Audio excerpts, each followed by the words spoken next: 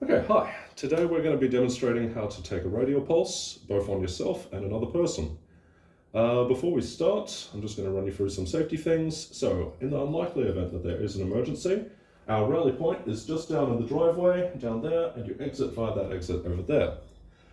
Some other considerations. When you're taking the person's pulse, just make sure that you don't grab them too tightly, and make sure that you get consent before you touch the person, and give consent before you let them touch you, okay? So, a radial pulse is a great way of seeing how fast a person's heart is beating, and it can be very useful if you're worried that a person is having some sort of heart issues, whether or not you need to give them CPR, and an assortment of other things.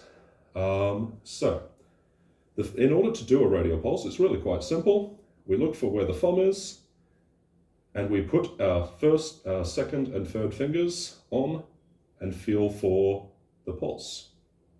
You can readjust if you need to, so if you just copy what I'm doing, beautiful. Are you feeling the pulse there? Okay, so a thing to keep in mind, do not use your thumb, because your thumb actually has its own pulse, so it'll give you a bit of a wrong reading, so you need to do that. And in order to actually count how many beats per minute we're getting, we take a clock or a watch. No one has a watch these days, so we just use the phone. And once you've got that set up, we'll run through it. Okay, so what you're going to do is you're just going to count how many beats you count over 30 seconds. So, start. Just count that in your head or count it out loud.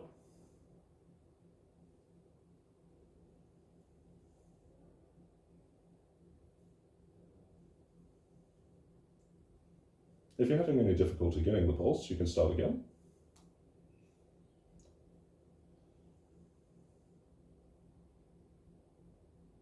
That's okay. I'll actually start it for you so that you can just focus on getting it. Have you got a feel for it? You can press a little bit harder or even try the other wrist if you need. Are you feeling it yet, or? So it should just be along your thumb, just like that. Can you feel it? Okay, I'm going to start the clock now and just keep counting.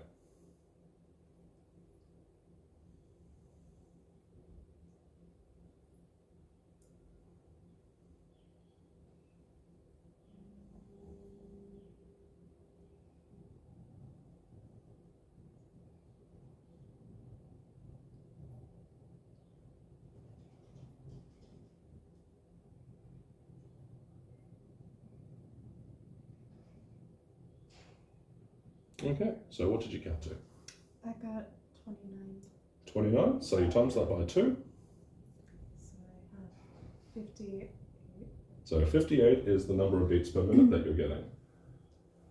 So if you're needing to do this to someone else, again, it's the same thing. You just press on there, and then you can count their beats per minute. So we'll try that now. Are you confident in being able to find the pulse? Yes. I understand that it was a bit hard for you to feel it on yourself, but it might be easier to feel it on me. But that is a very normal thing to have difficulties finding a pulse, especially on another person when it's stressful, okay? So again, just readjust if you need to. Now, generally when we're giving someone else a pulse or doing any sort of medical procedure on a person, we want to chuck gloves on, just because it's a bit more hygienic. In this specific case, we're not going to. But if you're not comfortable with that, you're more than welcome to put some gloves on. No, you're okay doing it? Okay. In that case, I'll let you tell me when you can feel my pulse. Share arm. Yes, absolutely. Can you feel it now? Yeah. Beautiful. So we're going to start.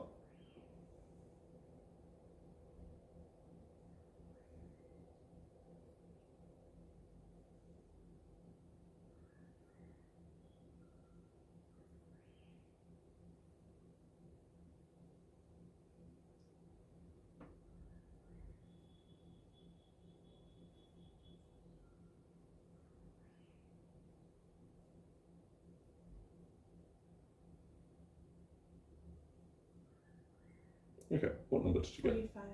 45? 90. So my heart rate is 90, yes. And that's a good range of heart rate. Thank you, Alexa, if you want to stop talking. And you said no. So this is one of the things that can happen.